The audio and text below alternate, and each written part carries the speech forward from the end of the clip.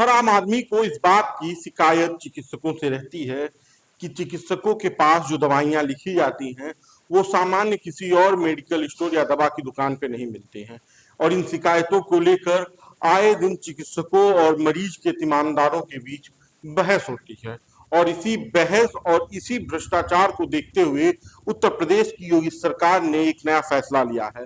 फैसला ये है कि किसी भी निजी अस्पताल में कोई भी ऐसी दवा नहीं लिखी जाएगी जो सिर्फ और सिर्फ उस अस्पताल या उस नर्सिंग होम या उस डॉक्टर के दवा के काउंटर पे मिले या आसपास की दुकानों पर मिले। मोनोपोली के नाम पर जो ये पूरा धंधा गोरख धंधा चल रहा था, इस पे उत्तर प्रदेश सरकार अब नकेल कसने जा रही है। नमस्कार, बेधड़क खबर देख रहे हैं आप और मैं हूं आपके साथ शशांक।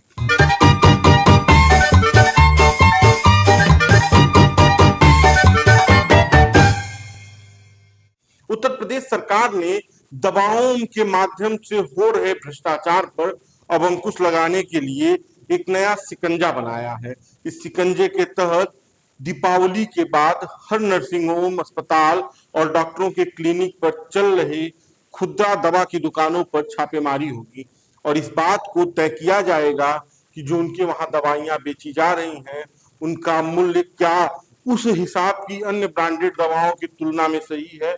क्या जो सरकार का प्रयास है कि प्रधानमंत्री जन औषधि केंद्र या अन्य इस तरह की जेनेरिक दवाओं के माध्यम से लोगों को सस्ती दवाइयां उपलब्ध कराई जाए उससे मिलती जुलती हैं, या कोई डॉक्टर सिर्फ इसलिए अपने ब्रांड अपने नाम की दवाइयां बेच रहा है कि वो अपने दाम पर इसे बेच सके और इससे मोटी कमाई कर सके।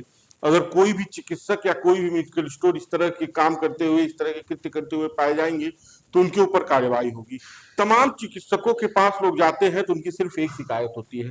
शिकायत क्या कि डॉक्टर साहब ने अपने निर्धारित डायग्नोस्टिक सेंटर से जांच करवाई, चाहे वो अल्ट्रासाउंड रहा हो या पैथोलॉजी की जांच या सीटी स्कैन या एमआरआई। इन सभी जांचों को डॉक्टर उन सेंटरों पर भेजते हैं जहां से उनको मोटा कमीशन आता है।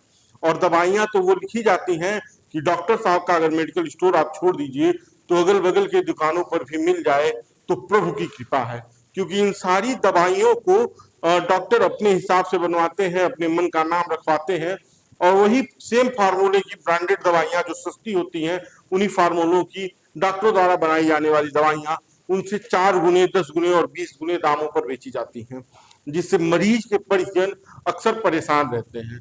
और इसी समस्या का समाधान करने के लिए उत्तर प्रदेश की सरकार ने अब डॉक्टरों, नर्सिंग होमों और अस्पतालों पर और चिकित्सकों की क्लिनिक पर चल रहे दवाखानों पर नकेल कसने की तैयारी की है।